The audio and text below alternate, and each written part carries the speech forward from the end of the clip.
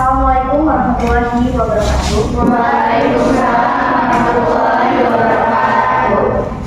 Di sini kami waktunya untuk melaksanakan pengabdian ke masyarakat itu tentang pengembangan kepribadian. Jadi kakak minta waktunya dan perhatikan kakak-kakaknya yang di depan. Boleh ya? Oke, perkenalkan nama kakak Nisa Putri dari Prodi Sistem Informasi. Saya Aris Purnawan dari Divisi Fintech Kota. Dan saya Dian Yulianita dari Prodi S1 Sistem Informasi. Adanya boleh buka slide-nya yang udah dapat semua kan slide-nya? Ya. Sebelumnya kalian tahu nggak sih pengembangan kepribadian itu? Enggak. Nggak tahu? Enggak. Jadi pengembangan kepribadian itu proses yang melibatkan upaya sadar dan meningkatkan dan mengasah karakter. Tahu kan karakter itu apa? Ya. Oke. Apa sih tujuan pengembangan kepribadian itu? Nah, tujuannya yang salah satunya itu mencapai potensi maksimal mereka dalam berbagai aspek kehidupan. Ya. Nah, tujuan dari pengembangan kepribadian itu mencapai potensi maksimal mereka dalam berbagai aspek kehidupan. Ya. Nah, tujuan dari pengembangan kepribadian itu menciptakan individu yang lebih baik secara pribadi dan profesional. Nah, pengembangan kepribadian itu kunci kesuksesan nanti kita di dalam dunia kerja. Selain itu, kita juga akan membahas tentang professional image. Tahu nggak professional image itu apa? Profesional itu deh, ada yang tahu nggak? Profesional apa? Kan kita udah sering dengar tuh profesional itu di kehidupan sehari-hari. Ada yang tahu nggak? Belum tahu ya? Kurang. Tahu ya. Hah? Tahu ya. Ya betul. Siapa namanya? Abi. Abi itu tadi tuh. Nah jadi profesional image itu tuh merujuk pada citra atau gambaran yang dimiliki oleh seseorang. Nah, ini mencakup berbagai elemen. Jadi di professional image itu ada beberapa elemen. Yang pertama itu penampilan fisik, yang kedua perilaku, dan yang ketiga itu komunikasi. Nah, apa sih hubungannya penampilan fisik dengan professional image? Ya, jadi hubungannya itu penampilan fisik. Jadi gini nih, pasti nanti kita pas kerja ya. Ini adik-adik mau kerja dulu atau kuliah? Kerja. Nah, kerja itu nggak mungkin kan nanti kita misalnya ngadep HRD atau siapapun itu yang nanti kita bos misalnya. Nggak mungkin kan kita mau kayak kumel gitu kan? Pasti kita harus merawat diri, betul nggak? Ya. Betul. Nah, setelah itu kedua perilaku. Nah, gimana sih kita berperilaku yang baik kepada siapapun itu, maupun itu teman, keluarga, ataupun orang yang lebih kecil dari kita, itu harus amati ya. Oke. Yang ketiga yaitu komunikasi. Nah, komunikasi ini maksudnya gimana cara kita berbicara pada orang yang lebih tua, atau orang yang lebih kecil dari kita lah, itu sama kayak perilaku tadi kan, komunikasi. Terus bagaimana cara kita berkomunikasi, nggak menye-menye. Kadang kan ada tuh orang yang menye-menye, kesel nggak sih kalau ngeliat orang menye-menye? Iya. Nah, makanya sebagai nanti suatu saat kita kerja, kita tuh kalau ngomong nggak boleh menye-menye, harus tegas gitu. Terus ya perilaku kita harus baik lah agar orang itu orang itu pengen berinteraksi dengan kita. Coba kalau kita pengen siapa yang mau berinteraksi, ya kan? Itu kan bahasanya. Oke, selanjutnya itu bakal dijelasin sama Adian. Juga slide public speaking. Jadi kakak di sini bakal menjelaskan tentang apa itu public speaking. Udah tahu semua kan public speaking itu apa? Ya. Jadi apa public speaking? Keterampilan dulu bicara di depan umum. Jadi apa sih kak hubungannya public speaking sama pengembangan kepribadian? Bagus dalam public speaking itu kita bisa kan public speaking untuk berinteraksi dengan orang banyak. Jadi itu melatih apa ya, mental kita buat menghadapi orang banyak. Jadi kan itu dalam public speaking itu kita nanti ada triknya untuk menyampaikan apa yang mau kita sampaikan kepada audiens. Biar public speaking kita bagus, kita tuh harus punya triknya. Jadi antara lain yaitu dengan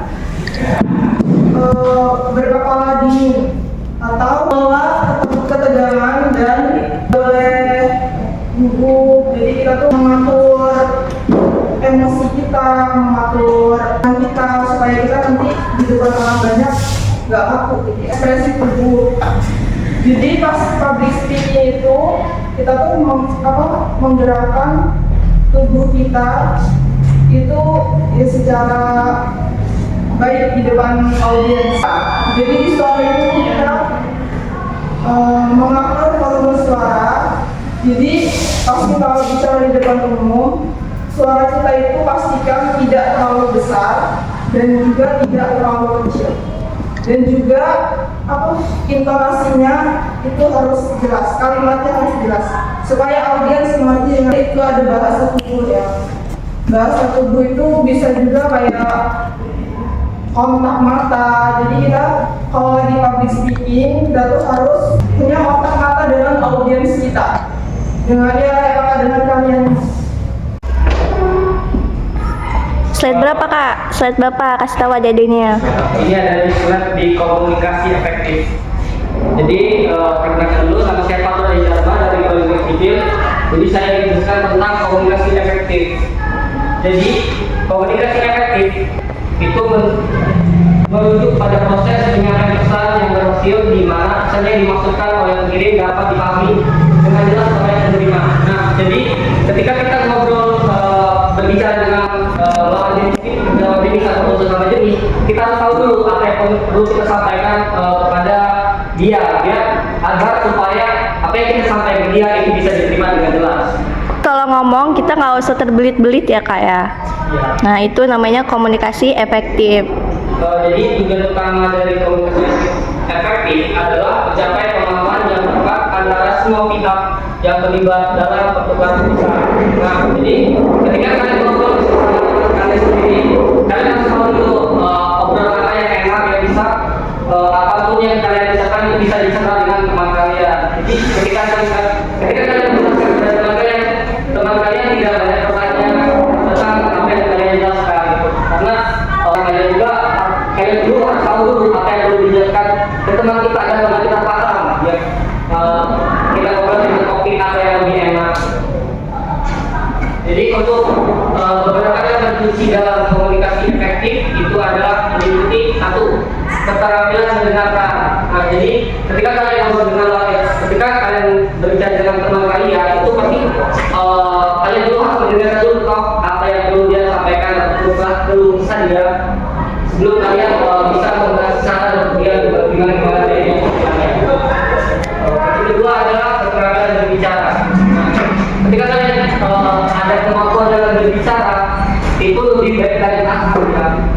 Jadi ketika kalian pulih menceritakan segala apapun hal yang ada di diri kalian, atau apa baiknya salah satu yang kita ceritakan dan kita kembali lebih baik dalam berbicara.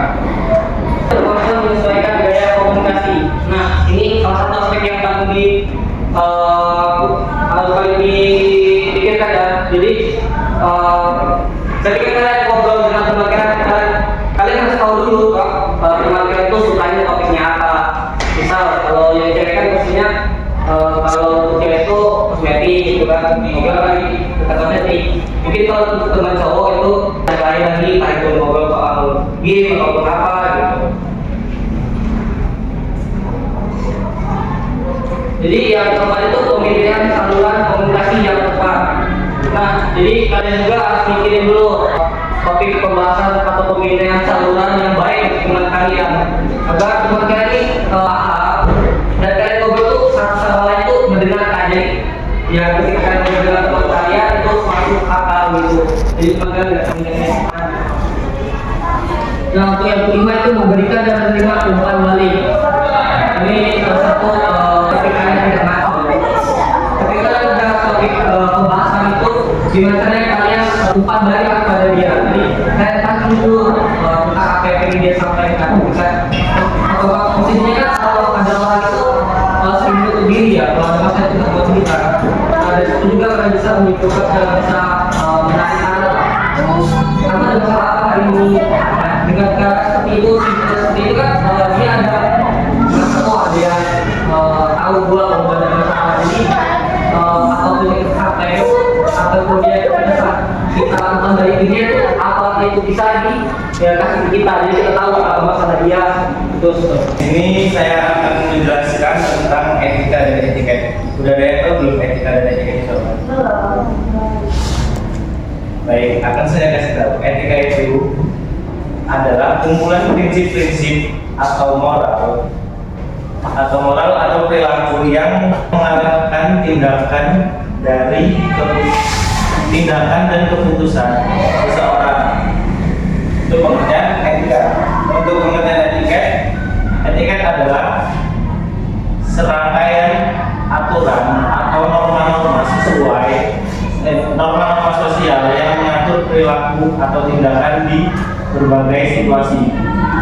Misalnya dalam konteks interaksi sosial dan profesional. Etika. Kalau etika bisa kita terapkan dalam konteks yang lebih luas dan mencakup aspek moral dan nilai-nilai yang mendasari tindakan dan keputusan seseorang atau organisasi.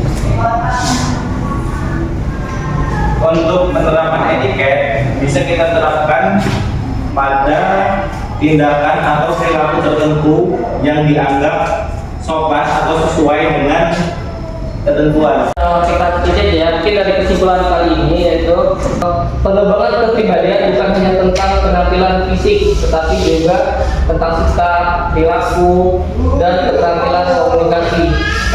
Nah, untuk yang kedua itu professional image. Jadi etika dan etiket, komunikasi efektif dan public speaking adalah pilar utama pengembangan kepribadian. Nah, ini juga semua aspek yang ada di kesimpulan nomor 2 itu adalah kunci kalian juga untuk mencari kerja, entah itu kalian mau kuliah ataupun ingin mengembangkan diri kalian, itu ada di aspek itu semua. Jadi ketika kalian ingin mengembangkan diri kalian, silahkan kalian cari apa yang kurang dari kalian agar kalian bisa tahu apa yang harus kalian benahi itu kedepannya udah tahu.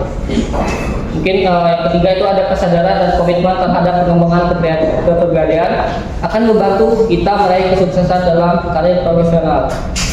Jadi mungkin kalau untuk kesadaran dan komitmen itu mungkin agak susah ya, tapi itulah kunci yang utama ketika kalian ingin sukses.